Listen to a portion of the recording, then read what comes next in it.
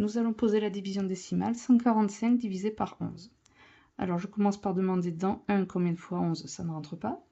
Donc je vais faire dans 14 combien de fois 11. Donc dans la table de 11, je ne dois pas dépasser 14.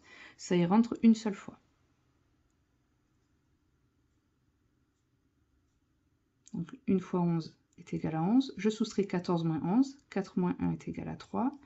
1 moins 1, 0. Je descends le 5. Et je demande dans 35 combien de fois 11. Je ne dois pas dépasser 35.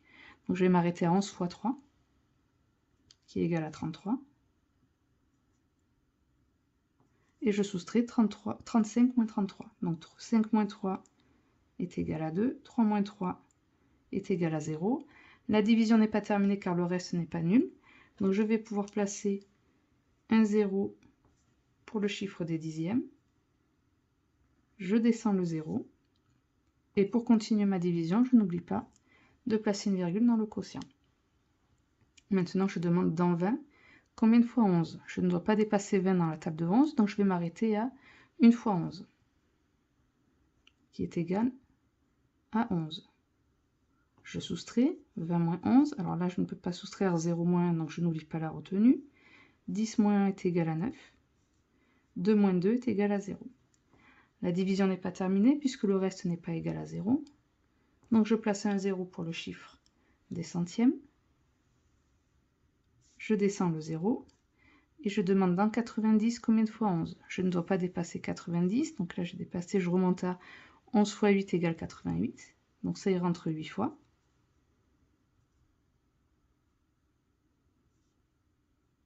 « 8 fois 11 est égal à 88. Maintenant, je soustrais. 0 moins 8, je ne peux pas. Donc, je n'oublie pas les retenues pour la soustraction. 10 moins 8 est égal à 2. 9 moins 9 est égal à 0. Et je continue la division puisqu'elle n'est pas terminée. Le reste n'est pas égal à 0. Je place un 0 pour le chiffre des millièmes. Je descends le 0. Et je redemande dans 20 combien de fois 11. Je ne dois pas dépasser 20 dans la table de 11. Donc, je vais m'arrêter à 1 fois 11. Qui est égal à 11. Et je vais soustraire 20 moins 11. Donc 0 moins 1, je ne peux pas, je n'oublie pas la retenue.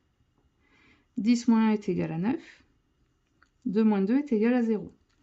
Et là, si on regarde bien, on pourrait continuer, puisque la division n'est pas terminée, le reste n'est pas nul, on peut rajouter encore un 0 et continuer.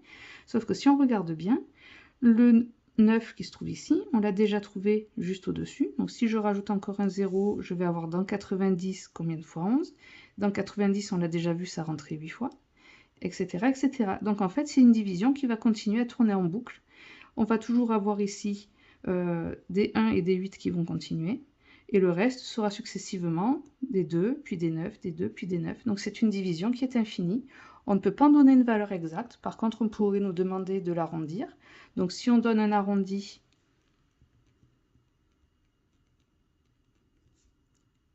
au dixième, par exemple, on pourrait dire que l'arrondi au dixième, si je m'arrête ici, je coupe ici, je regarde le chiffre d'après, l'arrondi serait donc 13,2. Si je veux arrondir au centième,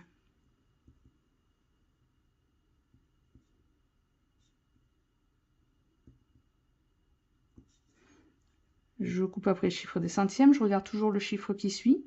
Donc tout à l'heure, le chiffre qui suivait était plus grand que 5, c'est pour ça que j'ai arrondi au supérieur. Là, ici, le chiffre qui suit, c'est 1, donc je vais arrondir à 13,18 pour l'arrondi au centième.